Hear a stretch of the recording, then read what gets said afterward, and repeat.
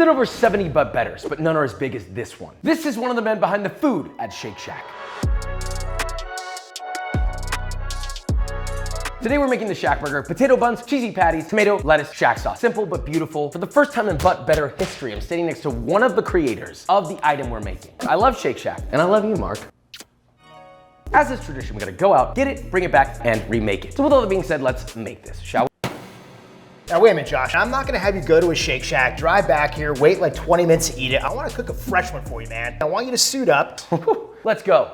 Getting the bun nice and toasted is part of the magic. Almost like a French toast vibe. Yeah. The potato bun just soaks it all up. I'm just gonna sit there and stare at a bun, but I can't stare at anything. You can smell it, and hopefully it's gonna help you pick up some of our tricks here. You know what's funny, Mark? I always think back to my fine dining roots whenever I'm making a but better recipe. I'm looking at each individual ingredient and how do I maximize that? How do I maximize my technique? Do you feel like that was also an implication when you guys were developing Shake Shack? Oh, 100%. That's the only way we knew how to do. We were born out of a restaurant group. All the restaurants before Shake Shack were fine dining. The way we cook our burgers, how we grind the meat, we were just thinking through the fine dining lens. Put our sauce, I'm gonna put our lesson tomato on there. The idea is nothing waits for the burger. When the burger's done, it's hot, it's juicy, it's like bubbling, the cheese is molten. It's the best experience. Flash question round for you. Yeah, go for it. So what's the burger capital of the United States? Okay, a lot of burger cultures from all over the country. East Coast, middle of the country, You're West Coast. tiptoeing around it, Mark. Because I live in LA right now, I'm gonna say LA, but New York City is no slouch. That's where Shake Shack is born out of. That's where all of our history comes from. I mean, come on, LA? Some of the most famous ones in the world come from LA. Do you go to other burger places ever? I'm a fan. I'm a fan of the art of the burger, and everywhere I travel, I try to find someone doing it a little different that kind of hopefully will inspire me. Smells great.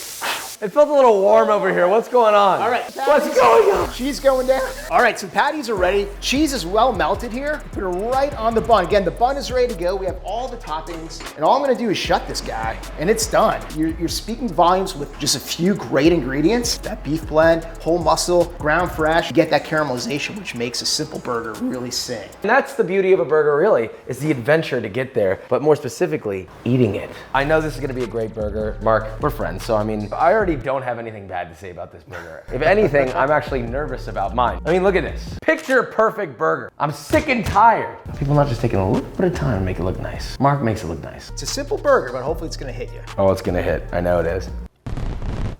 Oh, that's great. Wow, this is balanced. Buns are like soft, but they still have like a little bit of that chew, like that stick to your teeth chew. Yeah. The perfect amount of sauce. He puts it on there. He's got the crispness on the outside, and this is a great, oh wait, why am I saying all this? I'm supposed to be talking look, I don't have anything bad to say. The only thing I can do is fight for my life. Let's begin. This is the simplest burger we've ever made on But Better. If that ain't special, I don't know what is. Now these buns are different. These have to be potato buns, something I've avoided doing for a long time. First, line a baking sheet with parchment paper. In the bowl of a stand mixer, add 3 1/4 cup or 487 grams of all-purpose flour, 1/4 cup or 51 grams of potato flour, 1 1/2 tablespoons or 10 grams of dry milk powder, 1/4 teaspoon or less than a gram of amylase, which is totally optional, but it gives it that solid suppleness.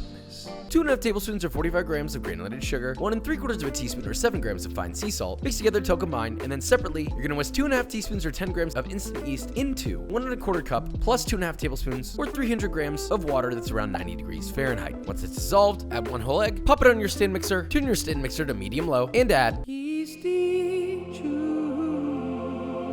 Stir for 2 to 3 minutes until it starts to smooth out a bit. Then add 3 1/2 tablespoons or 56 grams of softened, unsalted butter. Mix for another 2 to 3 minutes or until you have a beautiful, supple dough. Pop that into a large grease bowl, cover with plastic wrap, and let that rise for 1 hour. Punch it down to degas completely. Divide it into 8 even pieces that are around 120 grams each. Shape into doit balls. Place them onto a baking sheet lined with parchment paper and cover with greased plastic wrap and proof for about 30 to 45 minutes. Once that's done, get yourself some egg wash by mixing together 1 egg and 1 tablespoon or 15 grams of water. Once that's homogeneous, brush your proofed buns with egg wash and place into an oven set to 375 Fahrenheit for 15 to 17 minutes. Pull them out and they're done. Optionally, you can brush it with melted butter, but hey, these are beautiful on their own. All right, we're actually almost done. We'll make our Shack sauce and then assemble. Look, Mark gets it. Sauce is the boss. So, small bowl, add in 1 cup or 220 grams of mayonnaise, ideally homemade, right? That's always better. A 1/3 cup or 78 grams of ketchup, 1/2 cup or 125 grams of yellow mustard specifically. Personal preference, but you could also use Dijon. 1 kosher dill pickle, very finely diced. Add a don't think they put this in there, but you know what? I feel right about it. About 2 to 3 tablespoons of very finely diced, more specifically, brunoise oignon. Also, they don't put that in there. Half a teaspoon or half a gram of paprika, a pinch of cayenne, 2 cloves of garlic grated fresh, and salt to taste. Mix all that together and you have a beautiful sauce. All right, we're ready. Let's make this easy. You're gonna need 1.5 pounds or 680 grams of fatty ground beef. Please, none of the 80% lean BS. To get that optimal crisp crust, but juicy inside. Now, take your beef and roll it into 2.5 ounce balls. You'll get about 10 of those, which is perfect for 5 burgers. Get a stainless steel pan, heat it over medium high, very gently grease that bad boy. Now once that's hot like potato, add in 1 ball, and using the back of a spatula or a burger press that down until 1/4 of an inch thick. Season immediately with salt and pepper to taste. Let that sear for about a minute or 2. Scrape under there, try to get that whole crust. Flip, season lightly again with salt and pepper to taste, and place on 1 slice of American cheese. Now separately, we have 2 buns which have been sliced in half and toasted beautifully on both cut sides. While that cheese is melting, I'm gonna go ahead and sauce both my top and bottom bun beautifully. Go generous here, please don't go light. Now once your cheese is melted, place your first patty down, place another ball in your pan, press it, sear it, flip, 1 slice of white cheddar or another slice of American cheese. Let that melt, place it on top of the other patty, and finish by adding 1 beautiful 1/2-inch thick slice of the finest tomato, seasoned with salt on both sides, please. And finally, 1 gorgeous bouncy leaf of green leaf lettuce. Crown your king, and well, you know, this looks like a beautiful burger, and so does Mark's. But at the end of the day, I wanna see how this goes. Final tasting round. Today, Mark, the man himself, is gonna give the verdict on my burger, and we're gonna have 2 taste testers. Is there a winner? All I know is that there is a prize. Oh, Take it word. away. Okay. I just have to admire this beauty we have right here. I'm pretty excited to try yours. I like how the bun looks. The patties look beautifully seared. This is a burger professional analyzing here. This is definitely, I think, in the family. Oh. You get Shack Burger vibes. Thank you. Really good try from you here. A few things that just popped out to me right away. If we're trying to match, patties here to me are a little thin. Bun is a little dense too. Yeah. And I think that's it for me, like the ratios. But I think like the lettuce, the tomato, the cheese, everything, it's in the family. So the sauce, it has a punch to it. It's tangy. When I think of Shack sauce, first thing comes to mind is tang. And you hit the tang. It's got the elements. I think there's actually a good balance because again, it's hitting a lot of my palate in different places. You did a great job here, man. But I'm still gonna go with this one. That does make sense. I'll give you that. All right, Pano's in. Taste test numero uno. Am I eating it right?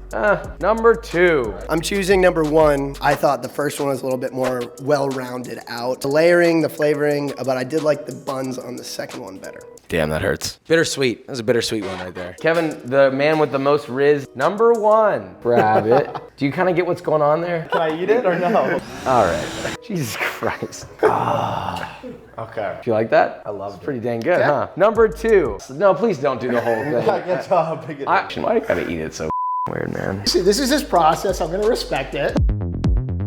Those were both excellent burgers, but number 1 felt a little bit better to me. They were both excellent. It was very close. Number 1 felt a little bit easier to go down though. The bathroom's that way. Where's the bathroom? So it's a tie. It's a beautiful time to love burgers, but what's the moral of the story? The moral of the story is you use good ingredients, you make it from scratch, with intention, with love, with the things that you like. That's what it's all about. And that's what Shake Shack's about. So Mark, thank you for coming. Shake Shack, thank you for supporting us. We'll continue to support you, but until next time, do you wanna know what else we support around here? B-roll.